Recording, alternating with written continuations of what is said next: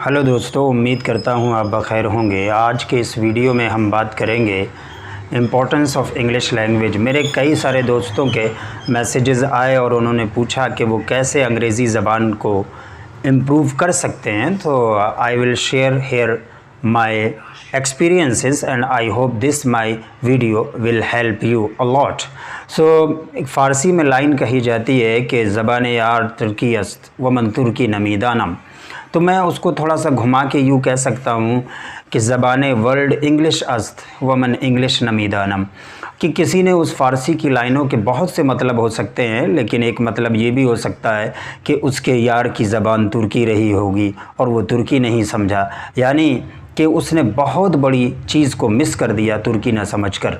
तो इसी तरह अगर हमने इस दौर में इंग्लिश को नहीं समझा तो हम दुनिया के बहुत से माइंड्स को, दुनिया की बहुत सी राइटिंग्स को और दुनिया के डिफरेंट लीडर्स को और दुनिया के डिफरेंट ऑथर्स एंड राइटर्स और रीडर्स के माइंड को हम मिस कर सकते हैं। इसलिए हमें इसकी अहमियत को समझना चाहिए, because this is an international language. लेकिन कतई इसका मतलब ये नहीं है कि हम ये सोचने लगें कि जिसको अंग्रेज़ी आती है उसका कोई एक्स्ट्रा माइंड है, और हम ये समझने लगें कि नहीं, जिसको अंग्रेज़ी आती है वो एक स्टेटस रखता है, वो एक मकाम रखता है। ऐसा कुछ भी नहीं है। English it is just a language. ये भी एक भाषा है जैसे और दूसरी भाषाएं।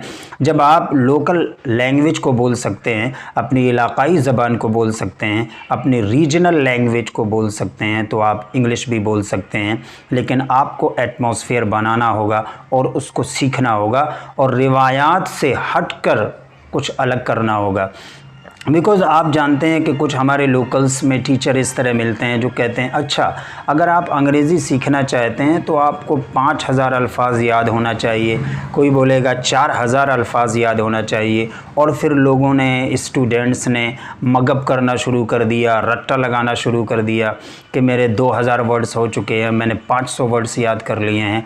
ऐसी कोई स्ट्रेटजी आज के इस दौर में ज़्यादा कामयाब साबित नहीं होगी। आपको स्ट्रेटजी बदलना होगी।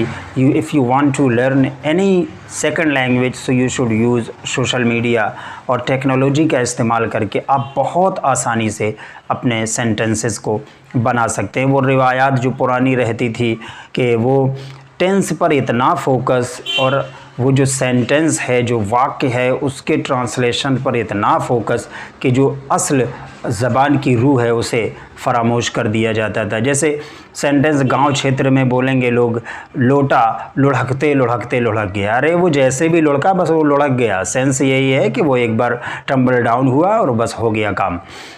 लेकिन हमें उन रिवायात से हटकर और हमें ज़बान को सीखना होगा। Keep one thing in your mind, speaking comes by speaking, it will not come by reading only, by writing only. सिर्फ लिखने और पढ़ने से नहीं बल्कि बोलने से आता है। So if you want to improve your language you have to speak.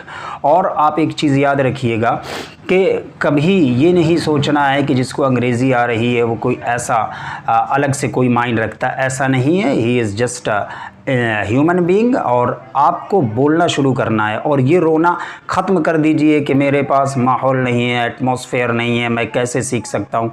मैं अगर अपनी बात करूँ so I was born in a village. ऐसे गांव में मेरी पैदाइश हुई जो गांव अभी भी मिडिल ऑफ जंगल में है और जहाँ पर बड़े नामवर मशहूर डॉकहैट्स फूलन देवी और मुस्तकीम बाबा ये वहाँ पर रहा करते थे। मैं इनसे ये बताना चाह रहा हूँ, इन अल्फाज से, अपने गाँव की तारीख़ से आपको ये बताना चाह रहा हूँ कि अभी भी वहाँ पर इंग्लिश का कोई ऐसा एटमॉस्फेयर नहीं है। और मैंने कैसे अपनी अंग्रेज़ी सीखी है, मैंने सोशल मीडिया के थ्रू।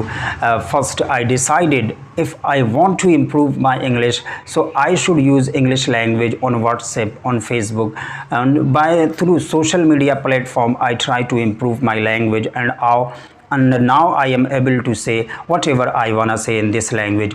अगर आप यूज़ करना चाहते हैं, अगर आप अपनी अंग्रेज़ी को बेहतर करना चाहते हैं, if you are a businessman so you should improve your English, if you are a teacher so you should improve your language, if you are a author and writer so you should improve your language, your English language। अगर आप businessman हैं, आप author हैं, आप writer हैं, आप teacher हैं, आप किसी भी फील्ड में काम करते हैं, अगर आप अंग्रेज़ी मजबूत कर लेंगे तो आप उस फील्ड में और अच्छे से काम कर पाएंगे। So nowadays English play the role of link language. जी आजकल लिंक लैंग्वेज का भी काम करती है। जैसे आप बिलोंग करते हैं बंगाल से और आपको बंगाली आती है और हमको हिंदी आती है, और आप हिंदी नहीं जानते और मैं बंगाली नहीं जानता, and we want to interact with each other, तो हमको जाहिर सी बात है एक तीसरी लैंग्वेज का सहारा लेना पड़ेगा और वो है इंग्लिश।